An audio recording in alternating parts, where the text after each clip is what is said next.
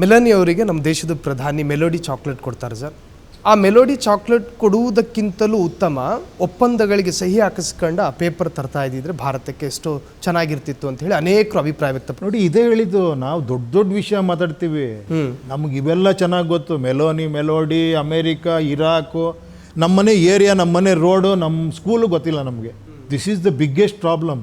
ನಾವು ಅಲ್ಲಿ ಹೋಗೋದು ಬೇಡ. ನಾವು ಅತಿ ಬುದ್ಧಿವಂತರು. ನಾವು ಅಯ್ಯೋಯ್ಯೋ ಏನು ಕೂತ್ಕೊಂಡು ಮಾತಾಡೋ ಸ್ಟ್ಯಾಟಿಸ್ಟಿಕ್ಸ್ ಕೊಡೋರು ಎಷ್ಟು ಜನ ಇದ್ದಾರೆ, ನಿಮ್ಗೆ ಆ ಥರ ಮಾತಾಡೋರು ಇದ್ದಾರೆ. ನೋಡ್ರಿ ಅಲ್ಲಿ ಹೆಂಗಾಗಿದೆ ಸ್ಟ್ಯಾಟಿಸ್ಟಿಕ್ಸ್ ತೆಗೆದು. ನಾನು ಅಂಥವ್ರನ್ನೂ ನೋಡಿದ್ದೀನಿ. ಅಂಥವ್ರ ಬಗ್ಗೆ ಆಸೆಗಳು ಇಟ್ಕೊಂಡಿದ್ದೆ ನಾನು. ಏನೋ ಇಷ್ಟೆಲ್ಲ ತಿಳ್ಕೊಂಡಿದ್ದಾರೆ. ಅದೆಲ್ಲ ಪ್ರಯೋಜನಕ್ಕೆ ಬರಲ್ಲ. ಏನು ಹೇಳಿ, ಎಂಡ್ ಆಫ್ ದಿ ಡೇ ನೀನು ಎಷ್ಟು ಏನು ಮಾಡ್ತೀಯ ಅನ್ನೋದೇ ಇಂಪಾರ್ಟೆಂಟ್ ಅಲ್ವಾ ಸರ್? ನಿಮ್ಮಲ್ಲಿ ನಾನೊಂದು ಉತ್ತರವನ್ನು ನಿರೀಕ್ಷೆ ಮಾಡ್ತಾ ಇದ್ದೀನಿ ಸರ್. ಕಾಲೇಜ್ ಕ್ಯಾಂಪಸ್ಸುಗಳು, ಶಾಲಾ ಆವರಣಗಳು ಲೇಖನಿ ಮತ್ತು ಪುಸ್ತಕದ ಪೇಪರ್ಗಳ ಸಪ್ಪಳದಿಂದ ಕೇಳಿಸ್ಕೋಬೇಕು ಸರ್ ಆ ವಾತಾವರಣ. ಆದರೆ ಎಲ್ಲೋ ಒಂದು ಕಡೆ ನಮ್ಮ ರಾಜ್ಯದಲ್ಲಿ ಹಿಜಾಬ್ ಅನ್ನೋ ದಂಗಲ್ಲು, ಜನಿವಾರ ಅನ್ನೋ ವಿವಾದಗಳು, ಇವೆಲ್ಲ ಆನ್ಸರ್ ಮಾಡಿಬಿಟ್ರಿ. ಪೇಪರು, ಪೆನ್ನು ಇದ್ರ ಸಪ್ಪಳ ಕೇಳಿಸ್ಬೇಕು, ಬೇರೆ ಕೇಳಿಸ್ತಿದೆ ಅಂತ. ಅವಾಗ ಇದಕ್ಕೋಸ್ಕರ ನೀವು ವೋಟ್ ಹಾಕ್ಬೇಕಲ್ವಾ? ಈ ಬದಲಾವಣೆ ತರಬೇಕಲ್ವಾ? ಎಜುಕೇಷನ್ ನಮ್ಗೆ ಇಂಪಾರ್ಟೆಂಟ್ ಆಗಬೇಕು. ಎಜುಕೇಷನಲ್ಲಿರುವಂಥ ಅಟ್ಮಾಸ್ಫಿಯರ್ ಇಂಪಾರ್ಟೆಂಟ್ ಆಗಬೇಕು. ಅವ್ರು ಎಷ್ಟರ ಮಟ್ಟಿಗೆ ಶಿಕ್ಷಣದಲ್ಲಿ ಉನ್ನತಿ ಹೊಂದ್ತಾರೆ, ಅವ್ರು ಎಷ್ಟರ ಮಟ್ಟಿಗೆ ಅಚೀವ್ ಮಾಡ್ತಾರೆ ಮಕ್ಕಳು, ಇದು ನಮ್ಮ ಮೇಯ್ನ್ ಇದಾಗಬೇಕು. ಕರೆಕ್ಟ್ ತಾನೇ? ಹೌದು. ಆ ಬದಲಾವಣೆಗಾರ ಓಟ್ ಹಾಕ್ಬೇಕು ನೀವು. ಸೊ ಈ ಬದಲಾವಣೆ ಆಗಬೇಕು ಅಂದರೆ ಮನ ಪರಿವರ್ತನೆ ಆಗಬೇಕು. ವಾಸ್ತವದಲ್ಲಿ ಆಗಲೇಬೇಕಲ್ವಾ? ನಿಮಗೆ ಬೇಡ ಅನ್ಸಿದ್ರೆ, ನನಗೆ ಬೇಡ ಅನ್ಸಿದ್ರೆ ನಾನೇನು ಬದಲಾವಣೆ ಸುಮ್ಮನೆ ಏನೋ ಫೇಸ್ಬುಕ್ಕಲ್ಲೋ ಇನ್ನೊಂದು ಕಡೆ ಒಂದಷ್ಟು ಪೋಸ್ಟ್ ಮಾಡಿ ಬದಲಾವಣೆ ಬೇಕು ಅನ್ನೋದಲ್ಲ. ಅಂದರೆ ಈ ಪ್ರಜಾಕಾರಣದಲ್ಲಿ ನಾನು ಸ್ವತಃ ನಿರ್ಧಾರ ಮಾಡದ ಹೊರತು ಉಪೇಂದ್ರ ಬಂದು ಕೈ ಹಿಡ್ಕೊಂಡು ನನ್ನನ್ನು ಯಾರು ಅಲ್ಲ, ಉಪೇಂದ್ರ ಅಲ್ಲ, ನಿಮ್ಮ ಜಗತ್ತಿನ ಜೀವನದಲ್ಲಿ ಯಾರೂ ಮಾಡಲ್ಲ. ನಿಮ್ಮ ಫ್ಯಾಮಿಲಿನೂ ಮಾಡಲ್ಲ, ನಿಮ್ಮ ಜೊತೆಲಿರೋರು ಮಾಡಲ್ಲ, ಯಾರೂ ಮಾಡಲ್ಲ.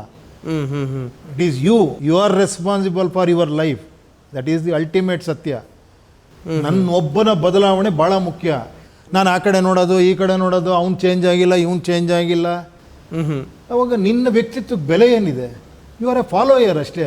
ಏನು ಹೇಳಿ, ಇಂಡಿಪೆಂಡೆಂಟ್ ಅಂದರೆ ಏನು ಹೇಳಿ, ಡಿಪೆಂಡ್ ಆಗದೆ ಇರೋನು, ಮಾನಸಿಕವಾಗಿ ದೈಹಿಕವಾಗಿ ಯಾವುದೇ ರೀತಿಯೂ ಸ್ವಾವಲಂಬಿಯಾಗಿ ಇರಲೇಬೇಕಲ್ಲ. ಕೆಲವು ವಿಚಾರಗಳೆಲ್ಲ ಆಗಿರಬೇಕಲ್ವ ನಾವು. ಅಟ್ಲೀಸ್ಟ್ ನನಗೆ ಗೊತ್ತಿರ್ಬೇಕು ನನಗೇನು ಬದಲಾವಣೆ ಬೇಕು ಅಂತ. ಅದೇ ಗೊತ್ತಿಲ್ಲದಿರೋರು ನೀವು ಏನು ಬದಲಾವಣೆ ಪಾಠ ಹೇಳ್ತೀರಾ ನೀವು? ಸರ್, ಈಗ ಕಾಕ್ರೋಚ್ ಜನತಾ ಪಾರ್ಟಿ ಅಂದ ತಕ್ಷಣ ನಿಮ್ಮಲ್ಲಿ ಬರೋ ಅಭಿಪ್ರಾಯ ಏನು ಸರ್? ಏನು ಅದ್ರ ಬಗ್ಗೆ ನಾನು ಯಾಕೆ ತಲೆ ಕೆಡಿಸ್ಕೊಳ್ಳಿ? ಏನೋ ಬರ್ತಾ ಇದೆ, ಆಗ್ತಾ ಇದೆ. ಯಂಗ್ಸ್ಟರ್ಸ್ಗೆ ಏನೋ ಬದಲಾವಣೆ ಬೇಕಾಗಿದೆ. ಅದು ಕೂಡ ಹೇಳ್ತೀನಿ ಕೇಳಿ. ಇನ್ನೊಂದು ಏನಾಗಿದೆ ಗೊತ್ತಾ? ಅದೊಂದು ನನಗೆ ಯಾವಾಗಲೂ ಅನ್ಸೋದು ಏನಂದ್ರೆ, ನಾನು ಹಿಂಗೆ ನೋಡ್ಬೇಕಾರೆ ಎಷ್ಟು ಮಿಲಿಯನ್ ಫಾಲೋವರ್ಸ್ ಏನಂತೆ ಯಂಗ್ಸ್ಟರ್ಸ್ಗಳು ಇವಾಗ. ಏನು ಹೇಳಿ, 1 ಮಿಲಿಯನ್ ಕೂಡ ನಾನು ಫಾಲೋವರ್ ಆಗ್ತೀನಿ ಇದಕ್ಕೆ ಅಂತ. He doesn't want any content. ಆ ಕಂಟೆಂಟ್ ತಿಳ್ಕೊಂಡು ನಾನು ಬದಲಾವಣೆ ಆಗೋದಲ್ಲ, ನಾನು ಅದನ್ನು ಲೈಕ್ ಮಾಡೋದಲ್ಲ. 1000 ಜನ ಲೈಕ್ ಮಾಡಿ ನಾನು ಲೈಕ್ ಮಾಡ್ತೀನಿ. ಏನು ಹೇಳಿ, ಸಂಖ್ಯೆ ಆಧರಿಸಿ ಹಿಂಬಾಲಕನಾಗೋದು. ಎಲ್ಲ ಅದೇ ಹೇಳಿದ್ದು. ನಾವು ಇಂಡಿಪೆಂಡೆಂಟ್ ಥಿಂಕಿಂಗ್ ಕಲಿಸಿಲ್ಲ ನಾವು. ನಮ್ಮ ಮಕ್ಳಿಗೂ ಕಲಿಸಿಲ್ಲ, ನಮ್ಮ ನೆಕ್ಸ್ಟ್ ಜನ್ರೇಷನ್ಗೆ ಕಲಿಸಿಲ್ಲ, ನಾವು ಕಲ್ತಿಲ್ಲ. ಅಟ್ಲೀಸ್ಟ್ ಅಲ್ಲಾರ ಏನು ಹೇಳಿ ಒಂದು ಹೀರೋಯಿಸಮ್ ಬೇಕಲ್ಲ ಪ್ರತಿಯೊಬ್ಬ ವ್ಯಕ್ತಿಗೂ ಕೂಡ. ಅಲ್ಲ ಅಹಂಕಾರ ಬೇಕು ಆ್ಯಕ್ಚುಲಿ. ಇಲ್ಲಿ ಪೋಸ್ಟ್ ಮಾಡೋ ಅಹಂಕಾರ ಅಲ್ಲ. ಏನು ಹೇಳಿ, ನಾನು ಅಹಂಕಾರ ಬಾಯಿಗೆ ಬಂದಂಗೆ ಕಮೆಂಟ್ ಹಾಕಿ ಅಹಂಕಾರದಲ್ಲಿ ಪೋಸ್ಟ್ ಮಾಡೋ ಬದಲು ವಿಚಾರವಂತಿಕೆಲ್ಲ ಅಹಂಕಾರ ಬರಲಿ ನಿಮಗೆ. ಏನು ಹೇಳಿ, ಅಜ್ಞಾನದಲ್ಲಿ ಬರಬೇಕು ಅಹಂಕಾರ. 1,00,000 ಜನ ಫಾಲೋ ಮಾಡ್ತಿದ್ದಾರೆ, ನಾನು ಯಾಕೆ ಫಾಲೋ ಮಾಡಲಿ? ನೋಡೋಣ ಏನಿದೆ ವಿಷಯ, ಏನಕ್ಕಾಗಿದೆ, ಇದು ಏನಿದೆ ತಿಳ್ಕೊಂಡು ನೀವು ಫಾಲೋ ಮಾಡಿ. ಸರ್, ನಾನು ಈ ಪ್ರಜಾಕಾರಣದ ಬಗ್ಗೆ ಆಟೋ ಡ್ರೈವರ್ಗಳು ತಮ್ಮ ಆಟೋದಲ್ಲಿ ಪೋಸ್ಟರ್ಗಳನ್ನು ಹಾಕುತ್ತಾರೆ ಪ್ರಜಾಕಾರಣದ ಏನು ಅದರದ್ದೊಂದು ಗುಣಮಟ್ಟದ ಬಗ್ಗೆ. ಆದರೆ ಆಟೋದಲ್ಲಿ ಕೂತ್ಕೊಳ್ಳುವಂತಹ ಪ್ಯಾಸೆಂಜರ್ಗೆ ಅರ್ಥ ಆಗುವಾಗ ಇನ್ನೂ ಒಂದು 30 ವರ್ಷ ಆಗುತ್ತೆ ಅನ್ನೋದಾದರೆ ಕಾದು ಕೂರುವ ವ್ಯವಧಾನ ತಮಗಿದೆಯಾ ಅಂತ ಸರ್? ಅಲ್ಲ ಕೇಳಿ, ಆಟೋ ಡ್ರೈವರಿಗೆ ಬೇಕಾಗಿದ್ರೆ ಅದು ಆರಾಮಾಗಿ ಆಗೋಗ್ಬಿಡುತ್ತೆ. ಅದು ಒಂದು ಒಳ್ಳೆ ಇದು ಹೇಳಿದ್ದಾರೆ, common sense is A very very common ಆಗಿ ಸಿಗೋ ಸೆನ್ಸ್ ಅಲ್ಲ ಅದು. ಕಾಮನ್ ಸೆನ್ಸ್ ತುಂಬ ಸರಳವಾಗಿ ಸಿಗಲ್ಲ. ಅದು ಸರಳವಾಗಿ ಸಿಗಲ್ಲ. ಸರಳವಾಗಿರೋರಿಗೆ ಸಿಗೋದದು. ಅತಿ ಬುದ್ಧಿವಂತರಿಗೆ ಸಿಗಲ್ಲ ಅದು. ಮೇಧಾವಿಗಳಿಗೆ ಸಿಗಲ್ಲ ಅದು. ನನಗೆ ಗೊತ್ತಿದೆ ಅನ್ನೋ ಅಹಂಕಾರದಲ್ಲಿರೋ ಸಿಗಲ್ಲ. ನಾ ತಿಳ್ಕೊತೀನಿ ಅನ್ನೋ ಹಂಬಲ್ನೆಸ್ ಇರುತ್ತಲ್ಲ, ಅವ್ರಿಗೆ ಸಿಗುತ್ತದೆ, ಅರ್ಥ ಆಗುತ್ತೆ. ಯಾಕಂದ್ರೆ ನೀವು ಹೇಳಿದ್ರಲ್ಲ, ಆಟೋ ಡ್ರೈವರ್ಸು, ಸ್ಟೂಡೆಂಟ್ಸು, ಇವ್ರಿಗೆಲ್ಲ ಆ ನಿರ್ಮಲತೆ ಇದೆ ಆ್ಯಕ್ಚುಲಿ. ಏನು ಹೇಳಿ, ಏನದು ತಿಳ್ಕೊಬೇಕು. ಆ ಹುಡುಕಾಟದಲ್ಲಿ ಅವ್ರಿಗೆ ಸತ್ಯ ಗೊತ್ತಾಗುತ್ತೆ. ನನಗೆ ಆಲ್ರೆಡಿ ಗೊತ್ತಾಗಿದ್ರೆ, ಇವತ್ತು ವರ್ಷ ದಿನ ನಾವು ನೋಡಿಲ್ಲೇನ್ರಿ, ಇವೆಲ್ಲ ಆಗುತ್ತೇನ್ರಿ ಅನ್ನೋನಿಗೆ ಅದಾಗಲ್ಲ. ಅವ್ನು ಬೈಕಂಡೇ ಜೀವನ ಹೂಡಿ ಇರ್ತಾನೆ. ಅವ್ನ ಮಕ್ಕಳನ್ನು ಬೈಯೋ ಥರ ಕ್ರಿಯೇಟ್ ಮಾಡಿರ್ತಾನೆ. ಲೈಫಲ್ಲಿ ಬೈಕಂಡು ಕೊನೆಗೆ ಅವನು ಬೈಕಂಡು ಹೊರಟಾಗ್ತಾನೆ ಒಂದಿನ. ಇದೇ ಕೊಳತೆಯಲ್ಲಿ ಹೊರಟಾಗ್ತಾನೆ, ಏನೂ ಮಾಡೋಕ್ಕಾಗಲ್ಲ. ಈಗ ನೀವು ಈ ರಾಜ್ಯದ ಮೇಲೆ ಒಂದು ಯೋಜನೆ ಅಥವಾ ಒಂದು ಚಿಂತನೆಯನ್ನು ಪ್ರಯೋಗ ಮಾಡಿದ್ದೀರಿ ಸರ್. ಮುಂದೊಮ್ಮೆ ಇದು ವರ್ಕೌಟ್ ಆಗುತ್ತೆ ಅನ್ನೋ ಭರವಸೆ ಒಬ್ಬ ವ್ಯಕ್ತಿಯಾಗಿ ನಿಮಗಿದೆಯಾ ಸರ್? ಅಲ್ಲ, ನಿಮ್ಗೆ ಅರ್ಥನೇ ಆಗ್ತಿಲ್ಲ. ಭರವಸೆ ಇಲ್ಲದೆ ಇದ್ರೆ ನಾನು ಮಾಡೋದೇ ಇಲ್ಲ ಇವರೇ. ಏನಕ್ಕೆ ಮಾಡ್ತೀನಿ ಹೇಳಿ? ನನಗೆ ನನ್ನ ಮೇಲೆ ಭರವಸೆ ಇದೆ, ನನಗೆ ಅಂತಿರೋದು ಕರೆಕ್ಟು ಅನ್ನಿಸ್ತಾ ಇದೆ. ನಾನು ಇದನ್ನು ತುಂಬ ಜನ ಹತ್ರ ಡಿಸ್ಕಸ್ ಮಾಡಿದ್ದೀನಿ, 8 ವರ್ಷದಿಂದನೂ ಮಾಡ್ತಾಯಿದ್ದೀನಿ. ಎಲ್ಲರೂ ಇದು ಕರೆಕ್ಟು, ಇದು ಬರಬೇಕು ಅಂತಾರೆ, ಆದರೆ ಅಂತಾರೆ. ಪ್ರಾಬ್ಲಮ್ ಅನ್ನೋದು ಆದರೆ. ಬಟ್ ನಾನು ಈ ಕ್ವಶನ್ ಯಾಕೆ ಕೇಳಿದೆ ಅಂದರೆ ಸರ್, TVKಯ ಪ್ರಣಾಳಿಕೆ ಸರ್, ಅದರಲ್ಲಿ ಭಾಗಶಃ ಫ್ರೀ ಸ್ಕೀಮ್ಗಳಿತ್ತು ಸರ್. ಕಾಂಗ್ರೆಸ್ಸಿನ 2023ರ ಪ್ರಣಾಳಿಕೆ ಸರ್, ಭಾಗಶಃ ಭಾಗ ಉಚಿತ ಅಂತಲೇ ನೋಡಿದೆ. ಇತ್ತೀಚೆಗಿನ CJP ಕಾಕ್ರೋಚು ಅದರ ಪ್ರಣಾಳಿಕೆ ತೀರಾ ವಿಚಿತ್ರ ಅಲ್ಲ, ವಿಲಕ್ಷಣವಾಗಿತ್ತು. ಆದರೆ ಪ್ರಜಾಕೀಯದ ಈ ಪ್ರಣಾಳಿಕೆ ಇದೆಯಲ್ಲ ಸರ್, ಅತ್ಯಂತ ಪ್ರಬುದ್ಧ ಮತ್ತು ತೂಕವಾಗಿತ್ತು. ಆದರೆ ಈ ತೂಕ ಮತ್ತು ಈ ಪ್ರಬುದ್ಧತೆಯನ್ನು ಹೊರುವ ಯೋಚನೆಯನ್ನು ಜನ ಮಾಡ್ತಾ ಇಲ್ಲ ಅನ್ನೋ ಒಂದು ಬೇಜಾರಲ್ಲಿ ನಾನು ಕೇಳಿದೆ ಸರ್. ಇಲ್ಲ, ಯಾಕೆ ಬೇಜಾರು ಪಡ್ಕೊತೀರಾ? ಲಕ್ಷಾಂತರ ಜನ ಇದ್ದಾರೆ ಇದನ್ನು ಫಾಲೋ ಮಾಡ್ತಿರೋರು, ಇದ್ರ ಬಗ್ಗೆ ತಿಳ್ಕೊಂಡಿರೋರು ಇದ್ದಾರೆ. C, that is where positiveness ಇಲ್ಲದೆ ನಾವು ಜೀವನದಲ್ಲಿ ಏನು ಪಾಸಿಟಿವ್ ನೋಡೋಕ್ಕಾಗಲ್ಲ ಅಲ್ವಾ? ನಮ್ಮಲ್ಲೇ ಒಂದು ಒಳ್ಳೆಯ ಯೋಚನೆ ಇಲ್ಲದೆ ಇದ್ದರೆ ನನ್ನ ಮನೇನ ಚೆನ್ನಾಗಿ ಹೆಂಗೆ ಮಾಡ್ತೀನಿ, ನನ್ನ ಮಕ್ಕಳ ಜೀವನ ಚೆನ್ನಾಗಿ ಹೆಂಗೆ ಮಾಡ್ತೀನಿ ಅಲ್ವಾ? ನನ್ನೆಲ್ಲರ ಒಂದು ಒಳ್ಳೆಯ ಯೋಚನೆ, ಒಳ್ಳೆ ಆಲೋಚನೆ ಅಥವಾ ಒಳ್ಳೆ ಕನಸು ಇರಬೇಕಲ್ವಾ? ಲಕ್ಷ ಜನ ಬೇರೆ ಕಡೆ ಇರಲಿ, ಏನು ಹೇಳಿ, ನನಗದು ಸಂಬಂಧ ಇಲ್ಲ. ಅಟ್ಲೀಸ್ಟ್ ನನಗೊಂದು ತೃಪ್ತಿ ಇದೆ, ನಾವು ಅಂದ್ಕೊಳ್ತಿರೋದು ಕರೆಕ್ಟ್ ಆಗಬೇಕಿದು, ಚೆನ್ನಾಗಾಗುತ್ತೆ, ಈ ಥರ ಆದರೆ ಚೆನ್ನಾಗಾಗುತ್ತೆ ಅನ್ನೋದಿಲ್ಲ. ಆದರೆ ಅಂತ ನನಗೆ ಡೌಟ್ ಇಲ್ಲ. ಆ ಥರ ಆದರೆ ಅಂತ ಡೌಟ್ ಇಲ್ದಿರೋರು ತುಂಬ ಜನ ಇದ್ದಾರೆ.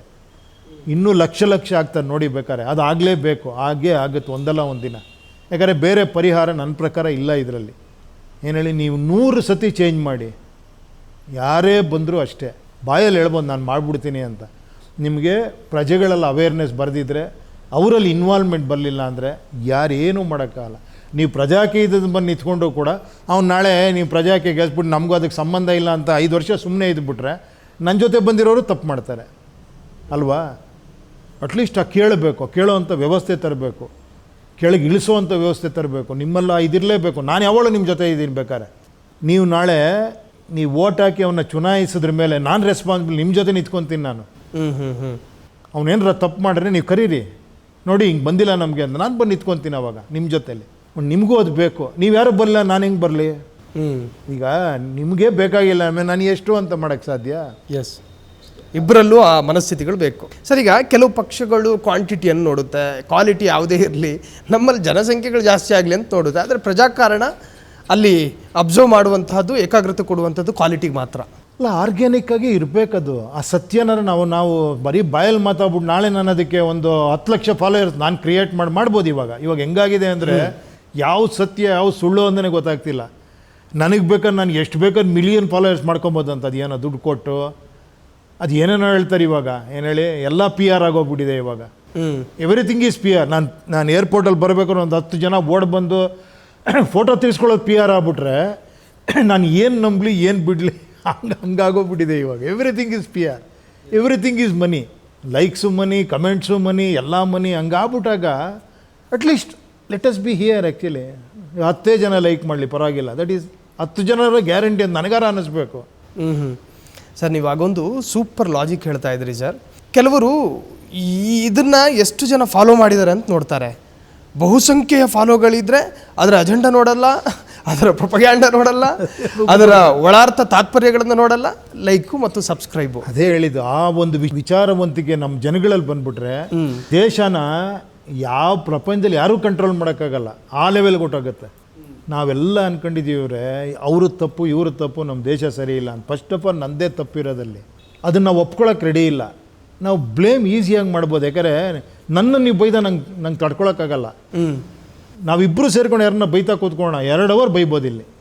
ಸರಿ ಇಲ್ಲ ರೀ, ಎಲ್ಲರ ಭ್ರಷ್ಟರು ರೀ, ಸರಿ ಇಲ್ಲ, ಅವ್ನು ಸರಿ ಇಲ್ಲ, ಇವ್ನು ಸರಿ ಇಲ್ಲ, ನಮ್ಮ ಬುಡಕ್ಕೆ ಬರಬಾರ್ದು. ನೀವು ಬನ್ನಿ ನನಗೆ ವಾಪಸ್ ಕೇಳಿ, ನೀವು ಹೆಂಗೆ ತೆಗಿತೀರ ಅನ್ಕೊಳ್ಳಿ, ನಾನು ಯೋಚನೆ ಮಾಡಿರಿ, ಕೊಡ್ರಿ ನಮ್ಗೊಂದು ಚಾನ್ಸ್ ಕೊಟ್ಟು ನೋಡಿ ನಾವು ಮಾಡ್ತೀವಿ ಅಂತ. ಸರ್ ಹೆಂಗೆ ಮಾಡ್ತೀರಾ ಕೇಳಿ, ಒಂದೇನೋ ಹೇಳ್ತಾನೆ, ಅದಕ್ಕೊಂದು ಕ್ವಶನ್ ಕೇಳಿ, ಅಲ್ಲ ಅದು ಬಿಡಿ ನಮ್ಗೆ ಅಧಿಕಾರ ಬಂದರೆ ಮಾಡ್ತೀವಿ ನಾವು ಅಂತಾರೆ. ಹಂಗಲ್ಲ ಅದು. ಸಿ, ಏನೇ ಆಗಲಿ ಎಂಡ್ ಆಫ್ ದಿ ಡೇ ನನ್ನ ಪ್ರಕಾರ ಜನಕ್ಕೆ ಅವೇರ್ನೆಸ್ ಬರಲೇಬೇಕು. ಅದು ಬರೋವರೆಗೂ 100 ಅಲ್ಲ 1000 ವರ್ಷ ಆಗಲಿ ಹಿಂಗೇ ಇರುತ್ತೆ.